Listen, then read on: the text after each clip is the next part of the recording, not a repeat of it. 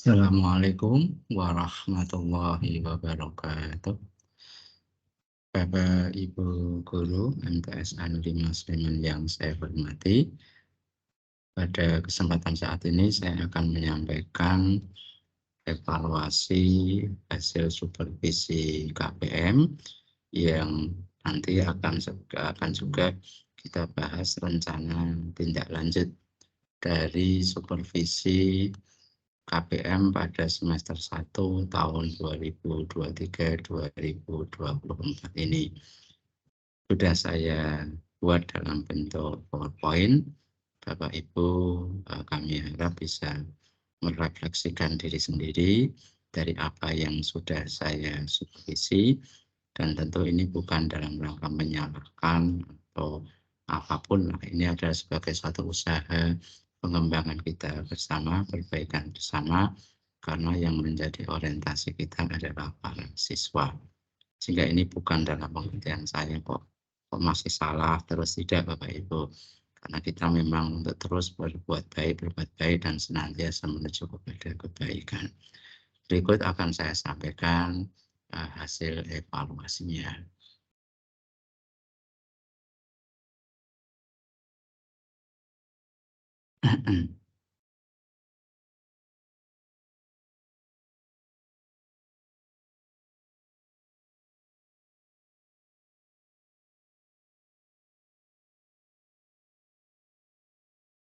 Sebentar, Bapak Ibu.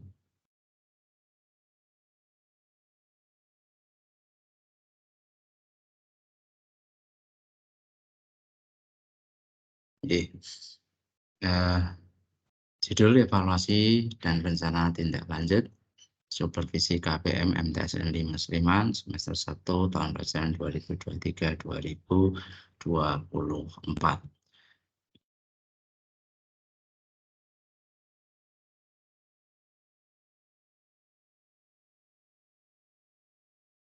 Beberapa hasil pengamatan saat saya dengan Bapak Ibu ada di dalam kelas, ini saya sampaikan beberapa poin. Terdapat beberapa guru yang masih mengabsen secara tos. Jadi begitu masuk, Bapak Ibu guru ada yang mengabsen dari 1 sampai dengan 32. Hal tersebut memang bisa dilakukan ketika pada tahun pelajaran baru, khususnya kelas 7, di mana Bapak Ibu guru belum hafal atau belum mengetahui. Hal itu bisa disiasati dengan dapat meminta info siswa yang absen kepada anak-anak yang ada dalam kelas. Siapa yang tidak masuk, nah ini silakan ditanyakan. Sehingga pada khususnya kelas 8, kelas 9 sudah tidak perlu lagi Bapak Ibu guru mengabsen secara total.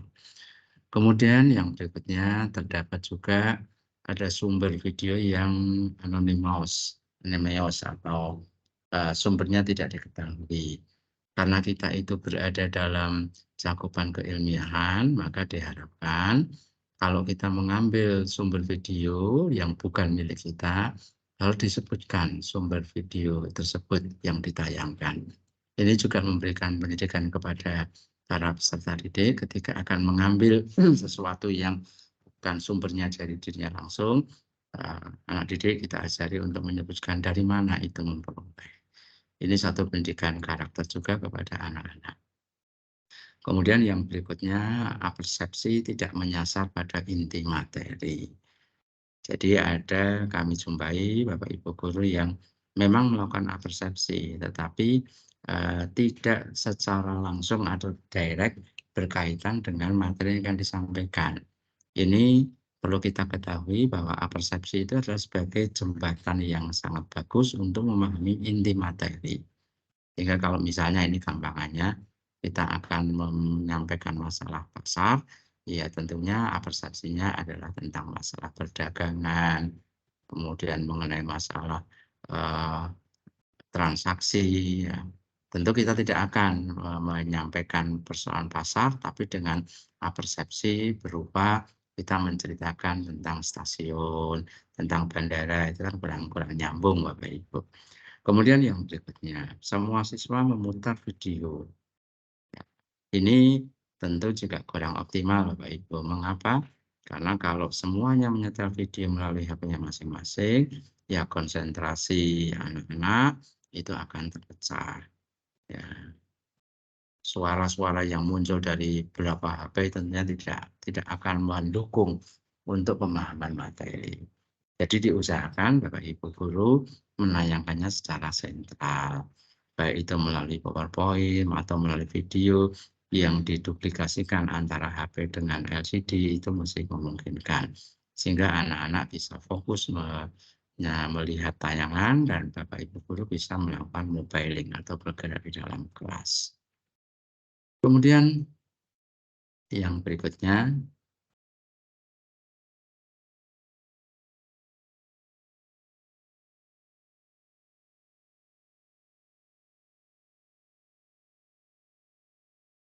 ya, model yang dipilih. Mohon dengan sangat Bapak Ibu guru disesuaikan dengan materi dan kegiatan pembelajaran. Jadi ketika Bapak Ibu guru mengetahui oh, materinya adalah ini, maka monggo dipenggali, dipikirkan dengan cermat, ini model apa yang akan saya pakai. Jadi penulisan model pembelajaran jangan mohon sewu, jangan kemudian kita hanya saya pengen ngetik kata-kata discovery learning, inquiry, atau project based learning, atau problem based learning, itu pemilihannya itu disesuaikan dengan materi. Jadi jangan hanya sekedar tulisan yang ada di RPP sudah disampaikan, karena kesesuaian RPP dengan pembelajaran itu sangat sangat mendukung ya, suksesnya anak-anak memahami materi. Kemudian guru sebagai pusat pembelajaran. Ini mohon untuk paradigma sekarang itu guru itu sebagai mediator, sebagai host gitu. Jadi bukan sebagai pusat. Sekarang kan menuju pada student learning center. Jadi anak-anak dipacu betul sebagai pusat pembelajaran justru. Kita mengarahkan, kemudian juga memotivasi, menyentil, memberikan clue-clue, itu diharapkan sehingga kita tidak sebagai guru tidak kemudian single fighter atau monolog kepada para peserta didik yang ada di dalam kelas. Ini mohon untuk juga menjadi perhatian. Kemudian sumber belajar masih dimunculkan sumber belajar adalah buku paket. Tentu untuk zaman sekarang sudah tidak lagi seperti itu Bapak Ibu. Dengan segala hormat tentu kata-kata ya memang masih boleh dan tidak salah. Silakan buka buku paket halaman sekian. Tetapi itu bukan satu-satunya sumber belajar. Ya. Eksplorasi siswa terhadap literasi materi dioptimalkan. Bisa melalui HP, melalui kalau sekarang cukup banyak ya kanal-kanal yang menyediakan hal-hal seperti itu. Jadi anak-anak bisa membuka macam-macam.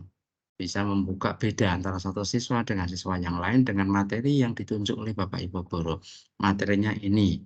Kemudian anak-anak mengeksplor literasi materi. Nah, kemudian bisa kita menanyakan kepada siswa apa yang Anda pelajari dari ini melalui sumber itu sehingga muncullah diskusi. Disinilah guru bisa menjadi sebuah moderator. Kemudian dominasi guru saat praktek.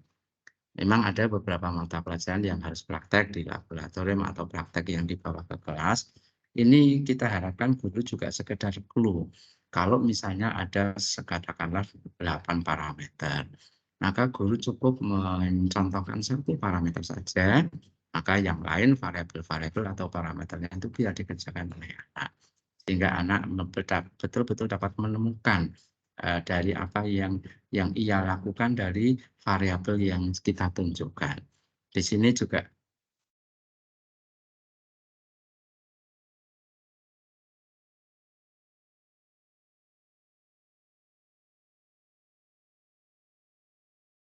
kita lanjutkan.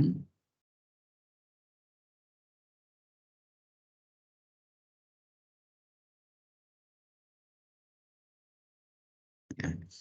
Kita lanjutkan Bapak Ibu sekalian. Mohon maaf ada trouble sedikit gangguan jaringan. Maka ketika guru telah dapat melakukan praktek satu variabel, kemudian anak-anak melakukan variabel-variabel lain, pasti anak-anak akan merasa senang. Kemudian berikutnya yaitu kemudian berikutnya tentang masalah asesmen formatif atau asesmen prioritas, yaitu yang ini yang ada pada kurikulum Merdeka. Ada kurikulum Merdeka. Jadi adanya asesmen formatif atau asesmen prioritas ini, dan asesmen ini bukan penilaian dalam pengertian sebagai sebuah prioritas sebenarnya ya. Jadi ini paradigma yang harus diketahui sudah terjadi perubahan. Asesmen formatif tidak sama dengan pretest. Masih saya jumpai Bapak Ibu melakukan asesmen formatif tapi seakan-akan diposisikan sebagai pretest. Asesmen formatif sebenarnya adalah untuk mengetahui nanti pembelajaran diferensiasi. Itu yang ditembak adalah seperti itu. Kemudian beberapa Bapak Ibu guru ketika kami supervisi, siswa belum terkondisikan. Jadi ini mohon dengan sangat anak-anak dikondisikan terlebih dahulu karena akan menghasilkan kemaksimalan KPM. Tayangan kurang kondusif. Nah ini Bapak Ibu, mohon ketika akan menampilkan sesuatu, kita persiapkan semuanya. Tampilan adalah sumber pembelajaran diuji coba dulu. Ditambah dengan audio yang kuat, nah, sehingga anak-anak akan nyaman. Kemudian KPM. KPM tidak harus di ruangan kelas Bapak Ibu. Kita maksimalkan lingkungan madrasah sebagai lokasi KPM. Entah itu di lab, di halaman, di lapangan, di kebun sekalipun itu bisa. Dan materi-materi untuk mengarah kepada yang di luar ruangan kelas itu sangat banyak materi-materinya. Kemudian rencana tindak lanjut ya pengembangan kompetensi. Ini dari hasil-hasil pengamatan tadi. Untuk media, pemanfaatan perpustakaan dalam KPM sebagai media eksplorasi materi. Ya, ini perpustakaan kita manfaatkan betul-betul sebagai sumber media, ya. Sumber media atau media pembelajaran juga. Pengelola perpustakaan dapat membuat jadwal pemanfaatan perpustakaan sehingga dengan kolaborasi Bapak Ibu guru dan petugas perpustakaan bisa dijadwalkan. Kemudian model dan alat. Bimbingan teknis dalam pemilihan model yang digunakan dalam KPM. Ini perlu karena banyak sekali dalam Bapak Ibu guru memilih model masih agak kurang tepat. Bimbingan teknis optimalisasi pemanfaatan HP siswa, yaitu sebagai alat presentasi dan juga sebagai alat klien dari guru bidang studi. Sehingga jangan hanya sekedar untuk menonton YouTube atau menonton tayangan yang berkaitan dengan materi, tapi juga bisa sebagai alat klien bagi guru bidang studi. Apalagi kalau Bapak Ibu guru menggunakan OneNote, itu HP-nya bisa dijadikan sebagai klien. Kemudian pemanfaatan IT. Bimbingan teknis penggunaan kelas notebook agar pembelajaran berlangsung secara interaktif dan paperless. Kita sangat diharapkan bisa bersikap interaktif dan paperless, artinya mengurangi kertas-kertas dalam pembelajaran karena semuanya itu sudah bisa disiapkan. Nah, demikian Bapak Ibu guru semuanya hasil evaluasi dan rencana tindak lanjut yang merupakan hasil dari supervisi KPM. Semoga ada manfaatnya. Saya akhiri. Assalamualaikum warahmatullahi wabarakatuh.